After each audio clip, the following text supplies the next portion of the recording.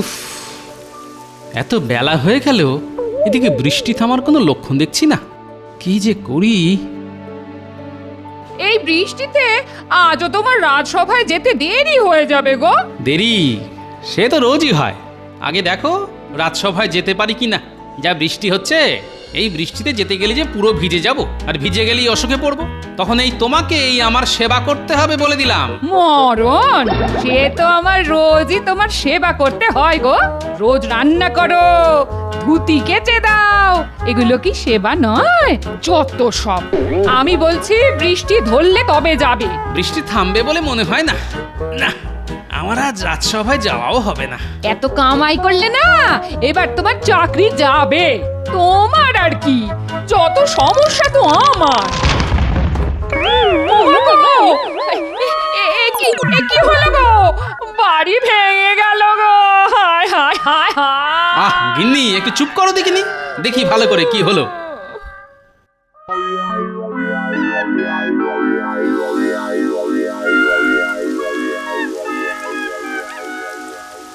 কি গো, তুমি আবার দাঁড়িয়ে ভিজছো কেন গো?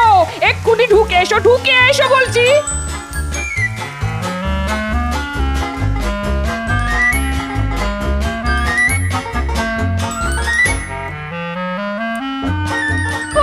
অনেক হয়েছে ওই মাথা মোছা। ওই কখানি চুল, তাতে অত মুছলে সেগুলো যাবে। বলি এবার কি করবে? বৃষ্টিটা একটু কমলো বলে মনে হচ্ছে না, কিন্তু আবার জোরে বৃষ্টি এলে পুরো বাড়িটাই ভেঙে পড়বে, এ আমি বলে দিলাম। হ্যাঁ না না, এখন আমি বাড়ি সারাতে পারবো না। তার পারবে কেন? কিপটে বুড়ো, বাড়ি ভেঙে পড়লে তুমি এই বাড়িতেই বসে থাকবে, আমি বাপের বাড়ি চলে যাব, এ আমি বলে দিলাম। হ্যাঁ আহ গিন্নি, খালি এক কথা, যেটা বোঝো না সেটা নিয়ে আর কথা বলো না তো। তাই না? আমি কিচ্ছু বুঝি না। না, যত বোঝো তুমি। তা আমি কি বুঝি না শুনি? এই বাড়ি সারিয়ে কোনো লাভ নেই। এটা তুমি ঠিক বলেছো। আমার বহুদিনের শখ একটা দোতলা বাড়ি। বাবা, বহুদিনের শখ, আগে তো বলনি, এই প্রথম শুনলাম। বললে কি আর তুমি পারতে? এখন বানাও, একটা দোতলা বাড়ি বানাও তো। আচ্ছা, একটা দোতলা বাড়ি বানাতে কত খরচা তোমার ধারণা আছে? ও সব আমি শুনতে চাই না। তোমার যা দরকার তুমি মহারাজের কাছে চাও। দেখি কি হয়। এবারে ফসল বেশি বৃষ্টির জন্য নষ্ট হয়েছে, প্রজারা ঠিকমতো খাজনা দিতে পারছে না। এই সময় মহারাজকে দিতে পারবে? বলি অত ভাববার কি আছে? তুমি সাহায্য কেন পাবে না? তুমি আগে চেয়ে দেখো। তবে মহারাজ না দিলেও আমি কিন্তু কিচ্ছু শুনতে চাই না। হ্যাঁ, আমার দোতলা বাড়ি চাই। হ্যাঁ হ্যাঁ গিন্নি, তুমি হচ্ছে সীতার মতো, খালি বলে সোনার হরিণ চাই, সোনার হরিণ চাই। এদিকে আমি রামচন্দ্রের মতো বনবাসে যেতে পারলেই বাঁচি। আগে দোতলা বাড়ি বানাবে, তারপর তুমি বনবাসে যাও আর যেখানে খুশি যাও। আমার কোনো মাথা ব্যথা নেই। মাথা ব্যথা তোমার হবে কেন? আমার মাথা তুমি ব্যথা করে দিচ্ছ। উফ, একবার মুখ ফসকে কি বলে ফেললাম, ব্যাস অমনি শুরু হয়ে গেল। রাজসভায় গোপাল কাল আসেনি, আজও এখনো পর্যন্ত এলো না। না, আমার বিশেষ চিন্তা হচ্ছে। আপনি শুধু শুধু চিন্তা করছেন মহারাজ। গোপাল এমনিতেই ভীষণ কুঁড়ে, এটা তো সবাই জানে। মন্ত্রী, তাহলে তুমি বলতে চাইছো রাজসভায় আসতেও গোপালের আলস্য? না না না, এটা আমি বিশ্বাস করতে পারছি না। মহারাজ, গোপালের সব কিছুতেই আলস্য। আমি একটার পর একটা উদাহরণ আপনাকে দিতে পারি। তা কিরকম শুনি? আপনি যখন কোনো সমস্যার কথা বলেন, তখন আমরা সবাই কত রকম আলোচনা করি, কিন্তু গোপাল প্রায় চুপ করে থাকে। আমি এই ব্যাপারে গোপালকে জিজ্ঞাসা করেছিলাম। গোপাল আমার কথার উত্তরে কি বলেছিল জানেন?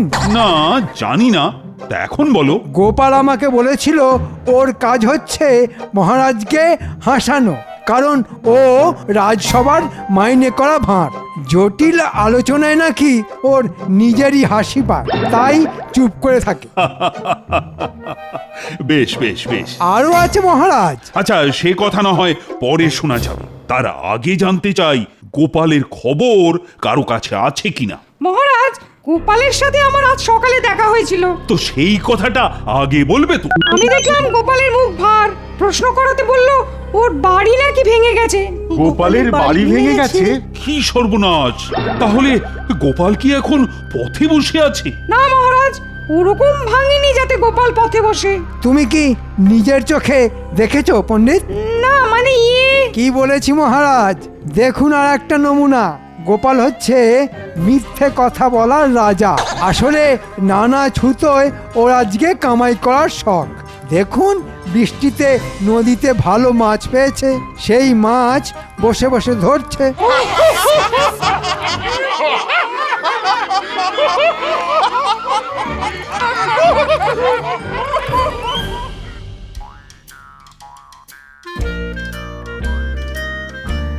না, আজকে দেরি হয়ে গেল।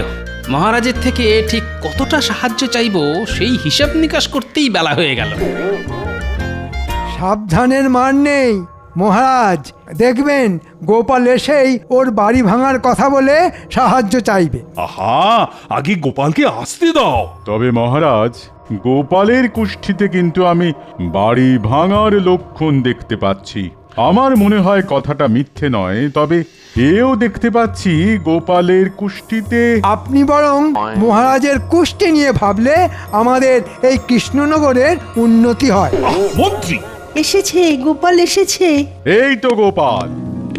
নিজের জায়গায় বসো গোপাল। মহারাজ, একটা কথা বলি। বলো কবি, বলো। গোপাল কি ভুলে গেছে হাসাতে, নাকি তার মন পড়ে আছে ভাঙা বাসাতে? বাহ মহারাজ, একদিক থেকে ভালোই হলো, আমাকে আর কষ্টের কথা কষ্ট করে বলতে হলো না। গোপাল, তোমার বাড়ি ভেঙে গেল কি করে? পুরনো হলে যা হয় আর কি, অনেকদিন সারানো হয়নি, এত বৃষ্টি। বুঝলাম গোপাল, তোমার একটু এখন কঠিন সময় যাচ্ছে। তা তোমার বাড়ির সবাই ঠিক আছে তো? হ্যাঁ মহারাজ, কিন্তু মহারাজের কাছে আমার একটা আর্জি ছিল। বলে ফেলো গোপাল। ভাবছি এবার একটা পাকা দোতলা বাড়ি না হলেই নয়। হ্যাঁ, সে তো ঠিকই, নইলে আবার ঝড় চলে বিপদ হবে। মহারাজ, আমার কাছে একটা দোতলা বাড়ি বানাবার মতো অর্থ নেই, তাই যদি আপনি কিছু সাহায্য করেন তাহলে এই মরশুমে আমার বাড়িটা হয়ে যায়। কি সর্বনাশ! গোপাল, তোমার হলো কি? তুমি মহারাজের কাছে সাহায্য চাইছো সামান্য একটা বাড়ির জন্যে? মন্ত্রীমশাই, একটা বাড়ি কখনো সামান্য হতে পারে কি? নিশ্চয় গোপাল, যেখানে রাজ্যের প্রজারা ঠিকমতো খেতে পাচ্ছে না কারণ ফসল নষ্ট হয়েছে, সেখানে তোমার বাড়ির জন্যে মহারাজ কি সাহায্য করতে পারেন? গোপাল একটা দরকারি চেয়েছে, আর এটুকু সাহায্য আমরা রাজকোষ থেকে তো করতেই পারি। না মহারাজ, রাজকোষের অবস্থা খুব খারাপ। আমি খাজাঞ্চিকে এক্ষুনি ডেকে আনছি, যদি আপনি অনুমতি করেন। ঠিক আছে, ঠিক আছে মন্ত্রী, তুমি খাজাঞ্চিকে ডেকে পাঠাও। মহারাজ, খাজাঞ্চি নেই, ওকে বাইরে থেকে আমি ডেকে আনছি।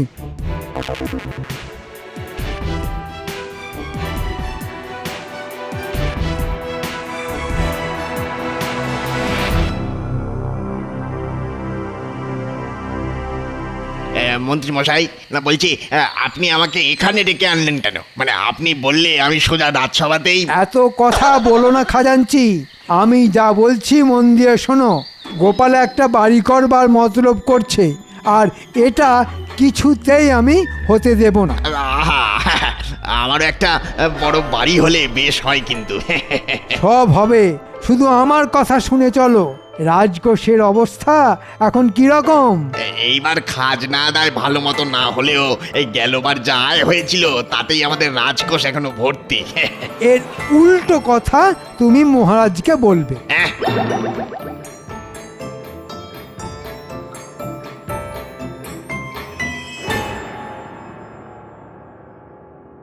মন্ত্রী, তোমার অনেক দেরি হলো যে। মহারাজ, আমি খাজাঞ্চিকে খুঁজেই পাচ্ছিলাম না। খাজাঞ্চি ওর বাড়িতে ছিল না। ওরও মহারাজ বাড়ি অনেকটা ভেঙে গেছে, তাই নির্জনে বসে কাঁদছিল, তাই না খাজাঞ্চি? আগে হ্যাঁ মহারাজ, মানে ভাবতেই আমার এখন কান্না পাচ্ছে। আচ্ছা আচ্ছা, ঠিক আছে, এখন কেঁদো না। মহারাজ, আমাদের খাজাঞ্চি শুধুমাত্র ওর বাড়ি সারাতে চায়, সেটা প্রয়োজন, আর সেটাও করা যাবে না। আপনি খাজাঞ্চির মুখ থেকেই শুনুন। মহারাজ, আমাদের খুব দুর্দশা চলছে। আমাদের না প্রজাদের খাজানচি? আমি আমি প্রজাদের কথাই বলছি মহারাজ। এই অবস্থায় রাজকোষের ভাঁড়ার শূন্য। এখন আমি মরে গেলেও আপনার থেকে সাহায্য নিয়ে আমার বাড়ি সারাতে পারবো না মহারাজ। আহা, দেখেছেন মহারাজ, দেখেছেন কি অসামান্য দেশভক্তি। আর গোপাল সেখানে একটা আস্ত বাড়ি, তাও আবার দোতলা। হ্যাঁ, আমাদের রাজকোষের এত খারাপ অবস্থা হলে তো দেখছি নবাবের কাছে মুখ দেখানোই দায় হয়ে উঠবে। এই সব হলো মন্ত্রীর শয়তানি, আমি বেশ বুঝতে পারছি, কিন্তু উপায় আমি খুঁজে পেয়েছি। মহারাজ, আপনি চিন্তা করবেন না, আমি নিজে নবাবের কাছে গিয়ে প্রজাদের দুর্দশার কথা বলে খাজনা মকুব করতে বলবো। বলবে গোপাল, বলবে। হ্যাঁ, তুমিই পারো। নবাব তোমাকে পছন্দ করেন বলেই তো আমি জানি। কিন্তু গোপাল, তুমি নিশ্চয়ই বুঝতে পারছো যে প্রজাতির এই অবস্থা আর রাজকোষের এই অবস্থা, সেখানে তোমার পাকা দোতলা বাড়ির জন্য অর্থ সাহায্য করা মানে এই মুহূর্তে সম্ভব হচ্ছে না। আমি বুঝতে পেরেছি মহারাজ, আপনি নিশ্চিন্তে থাকুন, এখন আপনার সাহায্য করার প্রয়োজন নেই। এই বিলাসিতা যে এখন করা উচিত হবে না, এটা গোপাল তুমি বুঝতে পেরেছো, এটাই যথেষ্ট। আগে হ্যাঁ মন্ত্রী মশাই, আমি সবটাই বুঝতে পেরেছি। ব্যাটার ঠিক কি বলতে চাইছে আর কি ধান্দা নিয়ে নবাবের কাছে যাচ্ছে কিছু বুঝতে পারছি না।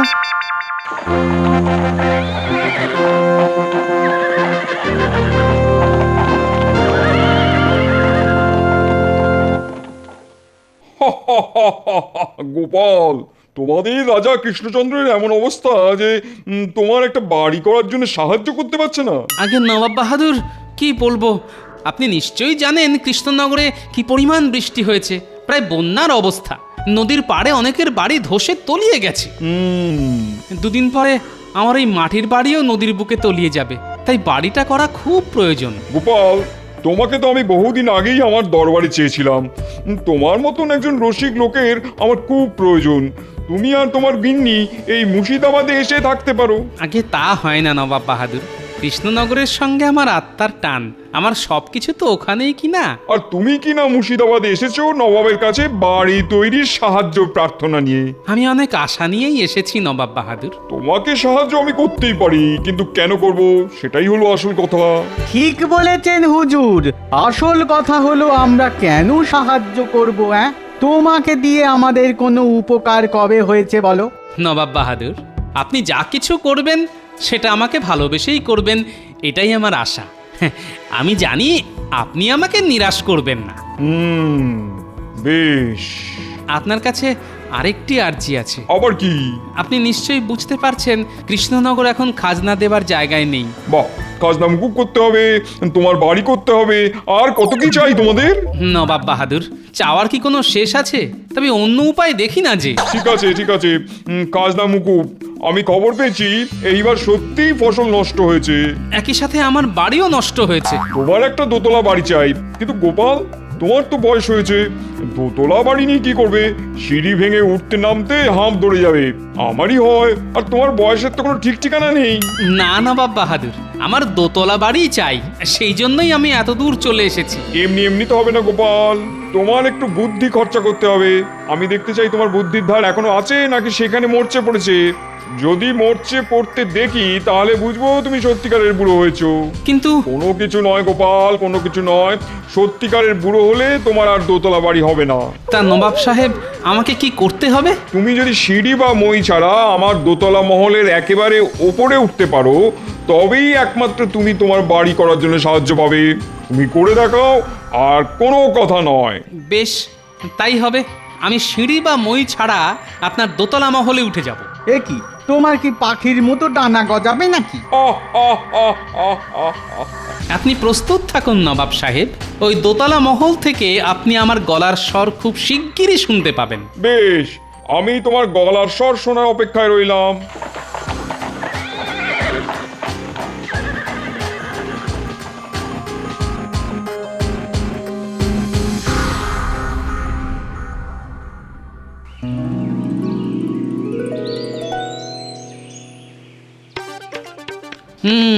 খুব বড় মুখ করে তো নবাব বাহাদুরকে বলে দিলাম, কিন্তু মাথায় যে কিছুই আসছে না। নবাবের দোতলা মহলে উঠতে হবে, অথচ কোনো মই বা সিঁড়ি ব্যবহার করতে পারবো না। এ কি জ্বালা! এই বলি সকাল থেকে বসে আছো আর বিড় করছো, হ্যাঁ? মাথাটা মনে হয় একেবারে গেছে। মাথার আর কি দোষ বলো, খারাপ তো হতেই পারে। তা তো ঠিকই, আমার কপাল গো কপাল। বলি একটু শান্তিতে থাকতে দেবে নাকি? গিন্নি, এখন চুপ করো তো, আমার খুব খিদে পেয়েছে, একটু খেতে দাও। খিদে পেয়েছে বললেই হয়, এ বসে বিড় করছো কেন? আমার তো ওই একটাই কাজ, খেতে দেওয়া। তুমি বসো, আমি ভাত নিয়ে আসছি। ভালো ইলিশ মাছ আছে। বাহ বাহ বাহ! ওই পুঁটির মা দিয়ে গেল, বললো দাদা খাবে। হ্যাঁ, তাই নিয়ে এসো। আসলে যেটা মনে হচ্ছে, নবাব সাহেব ইচ্ছে করেই এরকম একটা শর্ত দিয়েছে যাতে আমাকে কোনো সাহায্য করতে না হয়। আমি কিভাবে দোতলায় উঠবো, সিঁড়ি বা মই ছাড়া? উফ, আমার মাথার চুল ছিঁড়তে ইচ্ছা করছে। এই সময় যদি কেউ আমাকে একটা ভালো পরামর্শ দিতে পারতো।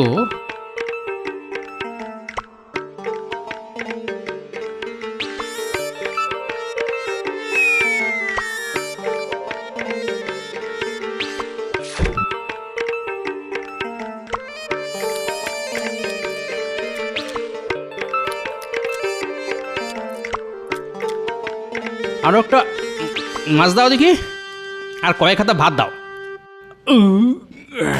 বাবা, লোকের মুখে শুনি বয়সকালে খাওয়া কমে যায়, এর দেখি উল্টো। যতদিন যাচ্ছে তত খাওয়া বাড়ছে, বেড়েই যাচ্ছে। খেতে হবে না, কত চিন্তা আর পরিশ্রম বলো তো আমার। পরিশ্রম করলেই আমার খিদে বেড়ে যায়, বুঝলে? কি ছাইপাঁশ বসে বসে চিন্তা করছো আর বলছো কিনা পরিশ্রম করছো? তোমার কোনো কাজ নেই, সারাদিন ঝুড়ি ঝুড়ি খাও আর হাতির মতো ভুঁড়ি বাড়াও। কি বললে গিন্নি? হাতি?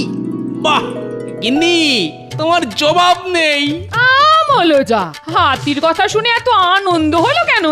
ভীমরতি একেই বলে। ওর নাম কি মাহুত? নাম ওর চঞ্চল, কিন্তু কিন্তু ও খুব শান্ত হাতি, যা বলি তাই শোনে। বাহ, তাহলে তো বেশ। এই শোনো, মুর্শিদাবাদ যেতে হবে, বুঝলে? অনেকটা দূরের পথ। তা তোমার চঞ্চল শান্ত থাকবে তো? আগে উপযুক্ত পারিশ্রমিক পেলে চঞ্চল শান্ত থাকবেই। হ্যাঁ হ্যাঁ, বুঝেছি বুঝেছি। আগে চলো, ঠিক মতো থাকলে পারিশ্রমিক নিয়ে চিন্তা করতে হবে না। আজ্ঞে হুজুর, যথা আজ্ঞা।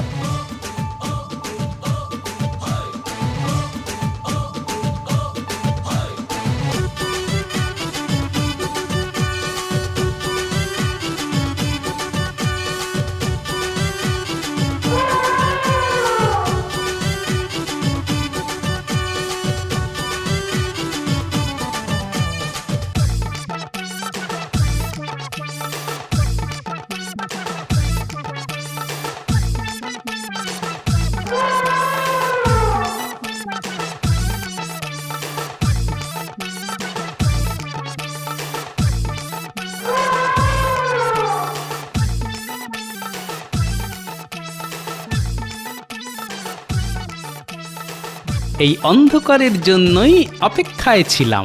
চল রে চঞ্চল, আস্তে আস্তে ওই দোতলা মহলের পিছনে গিয়ে দাঁড়াই।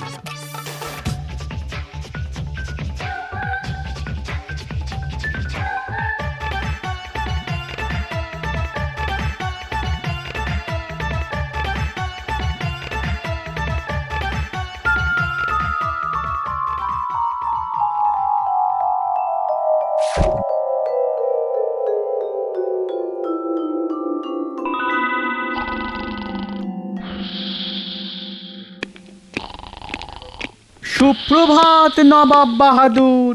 মার্জনা করবেন নবাব সাহেব, কিন্তু এমন একটি ঘটনা ঘটেছে যে আপনার ঘুম ভাঙাতে বাধ্য হলাম। কি ঘটনা উজির? আমাদের এই দোতলা মহলের বারান্দায় গোপালকে দেখা গেছে। হ্যাঁ, সে কি? কি করে? সিঁড়ির সামনে তো প্রহরী, তোমরা কি ঠিক দেখেছো? আমি নিজের চোখে দেখিনি, তবে গোপাল যদি উঠেও থাকে, কোনো সিঁড়ি বা মই ছাড়া উঠেছে। কি করে সম্ভব?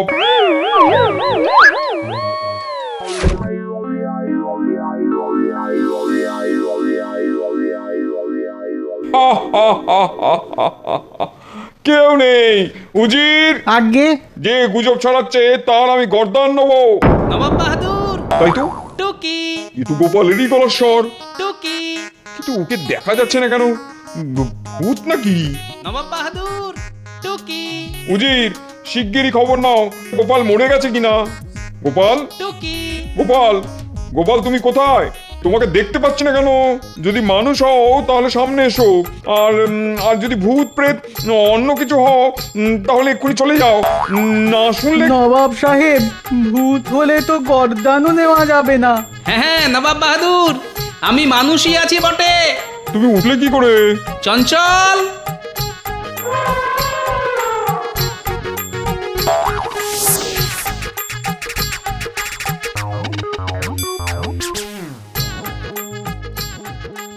এই দেখুন নবাব সাহেব, এই আমার সিঁড়ি, এই আমার মই। আমি ওর পিঠে চড়েই আপনার দোতলা মহলে উঠে পড়ি। সাবাস গোপাল, তোমার জবাব নেই। তোমার বুদ্ধিতে যে একটুও মরচে পড়েনি সেটা আমি বেশ বুঝতে পারছি। এখন আমার কথা আমি রাখবো। তোমার দোতলা বাড়ি করার জন্য যতটা সাহায্য প্রয়োজন সেটা আমি দেবো। আপনাকে অনেক ধন্যবাদ। সবাই বলো নবাব বাহাদুরের জয়। না গোপাল, এটা তোমার বুদ্ধির জয়। জয় গোপালের জয়, জয় গোপালের জয়।